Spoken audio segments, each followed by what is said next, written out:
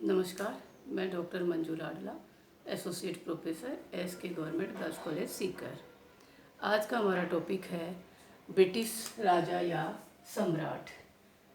हमारे यहाँ पर राष्ट्रपति होता है और ब्रिटेन में राष्ट्रपति की जगह राजा, रानी या सम्राट कहलाता है।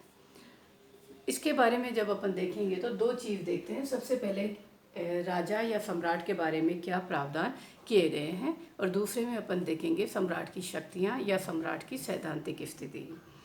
राजा, देखिए, ब्रिटेन में राजतंत्र है। वंश परंपरा के अनुसार वहाँ पर आज भी राजा या रानी बनाए जाते हैं। वर्ल्ड में सभी जगह राजतंत्र खत्म होता जा रहा है, लेकिन ब्रिटेन एक ऐसा देश है जहाँ राजा या राजतंत्र का जो पद है या राजतंत्र की जो व्यवस्था है वो दिन प्रतिदिन सुदृढ़ होती जा रही है। तो सबसे पहले देखते हैं राजा के बारे में क्या प्रावधान किए गए हैं।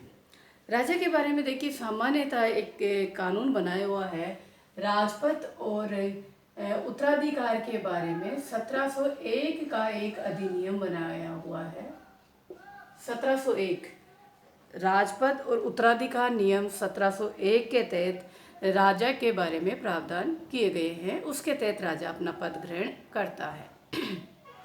इस अधिनियम के तहत ये प्रावधान है कि सामान्यतः सम्राट अथवा साम्राज्ञी का जो ज्येष्ठ पुत्र होगा वो राजा या रानी बनाया जाएगा या वो उत्तराधिकारी होगा।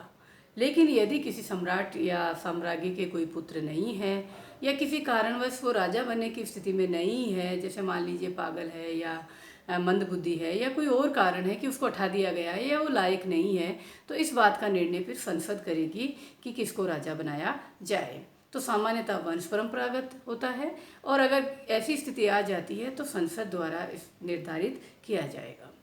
तीसरी चीज़ इसके बारे में ये होता है कि वहाँ पर व्यवस्था कर रखी है कि सम्राट जो है प्रोटेस्टेंट ईसाई धर्म का ही होना चाहिए, अर्थात प्रोटेस्टेंट धर्मावलंबी ही राजा या रानी बनाया जा सकता है। इसीलिए अपन ये कहते हैं कि ब्रिटेन का संविधान जो है वो धर्मनिरपेक्ष संविधान नहीं है। ब्रिटेन के संविधान की जब विशेषताएं देखी थी तब हमने एक पॉइंट वहाँ पर डाला था कि धर्मनिरपेक्ष संविधान नहीं है। इसीलिए नहीं है क्योंकि राजा या रानी के लिए शर्त है कि वो प्रोटेस्टेंट ईसाई धर्म का ही होना चाहिए। तीसरी बात ये होती है कि राजा या रानी के लिए जो उसका खर्चा है वो संसद बजट में वार्षिक अनुदान के रूप से देती है, जिसे सिविल लिफ्ट कहते हैं, और उस खर्चे से राजा या रानी का अपना खर्चा या उस अनुदान से वो अपना खर्चा निकालते हैं। वर्तमान में महारानी एलिजाबेथ 1952 से चली आ रही है, वो रानी है वहाँ पर अभी जो चल रही है। इस तरह ब्रिटेन में राजतंत्र है। राजा या रानी वहाँ पर वंश परंपरा के अनुसार बनाए जाते हैं। अगर कोई नहीं होता है तो निर्णय संसद के द्वारा किया जाएगा और प्रोटेस्टेंट ईसाई धर्म का ही होना चाहिए। फिर देखते हैं राजा के क्या कार्य होते हैं या सम्राट क्या कार्य करते हैं।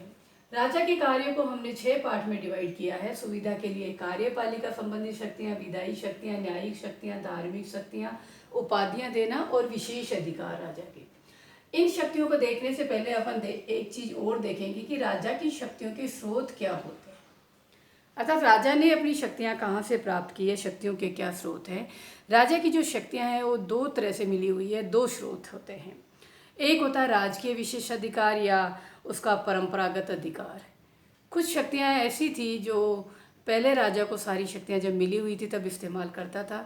बाद में राजा की शक्तियाँ कम हो गई तो भी राजा के पास वो शक्तियाँ बनी हुई है, और उन्हें हम कहते हैं परंपरागत अधिकार या विशेष अधिकार।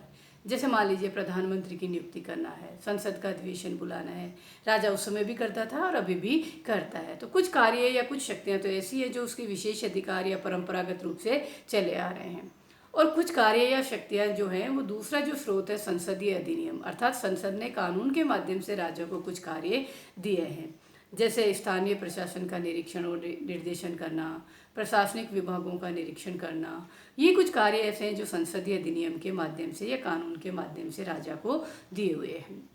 तो राजा की जो शक्तियाँ हैं दोनों का मिला जुला रूप है। कुछ परंपरागत अधिकार हैं जो शुरू से चले आ रहे हैं, कार्य शक्तियाँ हैं, और कुछ संसद के द्वारा मिले गए हैं। तो देखते हैं क्या कार्य और शक्तियाँ हैं।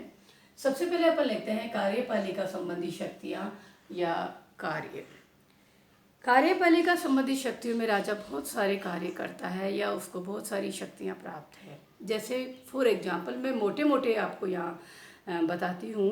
जैसे सबसे पहली बात ये थी कि शासन का संचालन या देश का शासन राजा के नाम से चलता है। देश के शासन राजा के नाम से ही चलाया जाएगा। ये अलग बात है कि व्यवहार में वो कार्य नहीं करता, लेकिन शासन राजा के नाम से ही चलाया जाता है।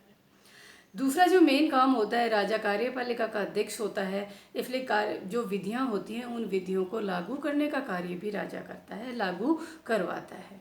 देखिए, व्यवस्थापिका कानून बनाती है, कार्यपालिका लागू करती है, तो विधियों को लागू करने का कार्य भी राजा के द्वारा ही करवाया जाता है। इसके पश्चात होता है जितनी भी नियुक्तियाँ होती हैं, चाहे वो प्रधानमंत्री की हो, चाहे मंत्रियों की हो, चाहे सेना के अधिकारियों की हो, चाहे दूतावास के कर्मचारियों की हो, या राजदूतों की हो, या न्यायाधीशों की हो, जितनी भी जो राजनीतिक नियुक्तियां होती हैं वो सारी सम्राट के द्वारा ही की जाती है। तो सम्राट नियुक्तियां करने का कार्य करता है। सम्राट सेना का अध्यक्ष होता है, इसलिए युद्ध और शांति की घोषणा करता है। सम्राट के नाम से ही विदेश संबंधों का संचालन होता है। विदेश राजदूतों को स्वागत करता है और अपने राजदूतों की दूसरे देशों में नियुक्तियां करता है। तो विदेश संबंधों का संचालन, युद्ध और शांति की घोषणा भी वही करता है। संधि और समझौते भी राजा के नाम से ही किया जाता है। स्थानीय प्रशासन का निरीक्षण और निर्देशन भी उसके द्वारा ही किया जाता है। राजकोष पर नियंत्रण और उसका संचालन भी राजा के द्वारा ही किया जाता है। तो कार्यपालिका संबंधी शक्तियों में राजा प्रमुख रूप से इस तरह के कार्य करता है। फिर दूसरी आती है विधायी शक्तियाँ या व्यवस्थापन संबंधी शक्तियाँ। विधायी या व्यवस्थापन संबंधी कार्य राजा संसद के साथ मिलकर करता है, और इसमें जो प्रमुख कार्य करता है, जैसे मान लीजिए संसद का अधिवेशन बुलाना, उसको स्थगित करना, या संसद को समय से पहले भंग करने का कार्य भी राजा के द्वारा किया जाता है। दूसरा जो मेन काम होता है, संसद का उद्घाटन भाषण भी राजा के द्वारा दिया जाता है, संसद को संबोधित करता है। इसी तरह संसद जो भी कानून बनाएगी वो राजा की सहमति से ही कानून बनेंगे। राजा के वहाँ पर वीटो पावर है, हालांकि राजा उसको व्यवहार में इस्तेमाल नहीं करता है, लेकिन उसकी सहमति के बिना कोई भी कानून नहीं बनेंगे। राजा की सहमति से, राजा के हस्ताक्षर से वो कार्य होता है या कानून बनेंगे। इसी तरह राजा लॉर्ड सभा में पीयर बनाता है, या लॉर्ड्स की उपाधि प्रदान करता है, या लॉर्ड्स या पीयर बनाने का काम करता है। इसी की तरह जो बजट है या वित्त विधेयक है, राजा की सहमति से ही संसद में रखा जाता है। इसी तरह प्रदत्त व्यवस्थापन के अंतर्गत कानून बनाए जाते हैं, या हमारे यहाँ पे ये कहते हैं अध्यादेश जारी करते हैं, तो राजा सह परिषद आदेश के माध्यम से कानून या नियमों का निर्माण भी करता है। अर्थात अगर अधिवेशन नहीं चल रहा और इमरजेंसी में किसी कानून की आवश्यकता होती है तो राजा सह परिषद आदेश जारी करता है, जिसे हमारे यहाँ पे हम अध्यादेश कहते हैं। तो कानून और नियम बनाने का कार्य भी राजा करता है। इसी तरह नेक्स्ट अपन चलते हैं न्यायिक शक्तियाँ। अर्थात न्यायिक शक्तियों में राजा दो कार्य प्रमुख रूप से करता है। पहला कार्य वो ये करता है कि वो न्यायाधीशों की नियुक्ति करता है, और संसद की प्रार्थना पर न्यायाधीशों को उठाने का कार्य भी करता है। और दूसरा जो मेन प्रमुख कार्य होता है वो क्षमादान या दंड को स्थगित करने का कार्य भी करता है। राजा के पास ये स्पेशल पावर होती है कि किसी व्यक्ति की सज़ा को कम, स्थगित और माफ़ कर सकता है। तो ये दो कार्य राजा न्यायिक शक्तियों के अंतर्गत करता है। फिर आता है धार्मिक शक्तियाँ। देखिए, राजा जो होता है वहाँ चर्च का भी प्रमुख होता है, इसलिए चर्च का प्रमुख होने के नाते चर्च के जो अधिकारी होते हैं, पोप है, पादरी है, बिशप है, इनकी नियुक्ति करता है। चर्च की एक संस्था बनी हुई है, चर्च ऑफ इंग्लैंड, उसकी कार्यकारिणी समिति होती है राष्ट्रीय सभा, तो राजा उसका अध्यक्ष होता है। तो चर्च के बारे में या धर्म के बारे में जो भी निर्णय राष्ट्रीय सभा के द्वारा लिए जाएंगे वो राजा की अध्यक्षता में लिए जाते हैं। तो चर्च संबंधी जो भी निर्णय करना है, चर्च का प्रमुख होने के नाते कर्मचारियों की नियुक्ति भी राजा के द्वारा की जाती है। फिर आता है उपाधियां देना या सम्मान प्रदान करना। वर्ष में 2 बार राजा वहाँ सम्मान सूचक उपाधियां प्रदान करता है विशेष योगदान देने वाले व्यक्तियों। देखिए, हमारे यहाँ पे भी ये दिया जाता है 15 अगस्त और 26 जनवरी को जो उपाधियाँ दी जाती है, भारत विभूषण, पद्म विभूषण जो दिए जाते हैं, पद्मश्री। तो इसी तरह वहाँ पर भी ये प्रावधान है कि वर्ष में 2 बार राजा ऐसी सम्मान सूचक उपाधियाँ प्रदान करता है। तो वो कार्य भी राजा के द्वारा किया जाता है। जैसे वहाँ पे उपाधियाँ होती है, ड्यूक होती है, बैरन होती है, नाइट होती है, लॉर्ड होती है, अर्ल होती है, इस तरह की उपाधियाँ वहाँ होती है, वो भी राजा देता है। इसके पश्चात आता है कि इनके पश्चात सम्राट के पास कुछ विशेष अधिकार भी होते हैं। जैसे मान लीजिए प्रधानमंत्री की नियुक्ति करना। प्रधानमंत्री राजा उसी को बनाता है जो पार्टी जीत कर जाती है कॉमन सभा में और उसका नेता होता है। लेकिन कुछ परिस्थितियों में सम्राट अपने विशेष अधिकार का इस्तेमाल कर सकता है। जैसे मान लीजिए किसी पार्टी को स्पष्ट बहुमत नहीं मिलता है, प्रधानमंत्री के पद के लिए एक से ज़्यादा दावेदार होते हैं, या वो नेता पद पर सहमति नहीं बनती है, तो ऐसी कंडीशन में राजा अपने विवेकीय शक्तियों का इस्तेमाल कर सकता है। इसी तरह अगर अपन देखते हैं कॉमन सभा को भंग करना, प्रधानमंत्री और मंत्री परिषद की सिफारिश के आधार पर कॉमन सभा को भंग करता है, लेकिन अगर प्रधानमंत्री और मंत्री परिषद दुरुपयोग करे तो राजा उसको रोक सकता है। कहने का मतलब ये है कि यहाँ पर इसी तरह समाधान है, तो राजा के पास कुछ विशेष अधिकार होते हैं। उन विशेष परिस्थितियों में राजा अपने इन विशेष अधिकारों का इस्तेमाल भी कर सकता है। इस तरह ब्रिटेन का जो सम्राट है उसके पास बहुत सारी ये शक्तियाँ हैं, लगभग सारे कार्य उसके द्वारा किए जाते हैं और इन्हें देखकर ये लगता है कि सम्राट शक्तिशाली है। लेकिन ये जो स्थिति थी अपन ने जो देखी थी वो सम्राट की सैद्धांतिक स्थिति है। सम्राट वास्तव में इन शक्तियों का इस्तेमाल नहीं करता है। सम्राट की शक्तियों का इस्तेमाल मंत्री परिषद और प्रधानमंत्री मिलकर करते हैं। सम्राट औपचारिक प्रधान होता है, उसके नाम से ये शक्तियाँ होती है, व्यवहार में इनका प्रयोग नहीं करता है। जैसे अपने यहाँ पर होता है, प्रधानमंत्री और मंत्री परिषद कार्य करते हैं और राष्ट्रपति नाम मात्र का होता है। सेम वही स्थिति ब्रिटेन में सम्राट की होती है।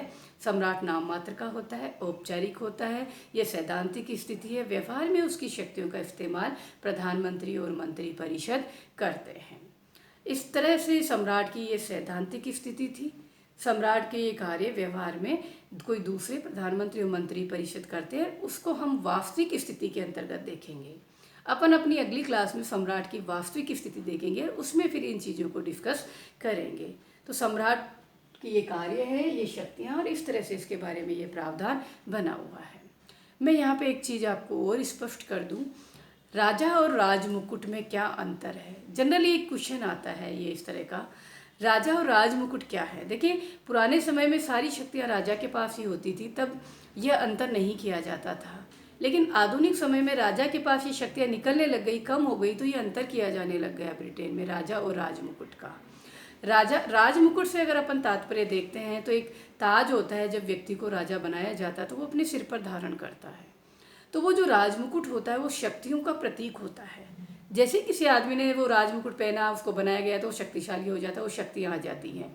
और जो धारण करने वाला वो तो एक व्यक्ति होता है। तो राजमुकुट जो है सरकार की शक्तियों का प्रतीक होता है। उसमें राजा भी होता है, प्रधानमंत्री भी होता है, मंत्री परिषद भी होती है और संसद भी होती है, मिलकर उसकी शक्तियों का इस्तेमाल करते हैं। जबकि राजा एक व्यक्ति होता है जो उस राजमुकुट को धारण करता है, इसलिए राजा और राजमुकुट दोनों अलग अलग होते हैं। राजा एक व्यक्ति होता है, राजमुकुट एक संस्था होती है। सम्राट जो है एक व्यक्ति होता है, राजमुकुट शक्तियों का प्रतीक होता है, संपूर्ण सरकार से संबंधित होता है। तो ये चीज़ भी अपन को ध्यान में रखना है। नमस्कार।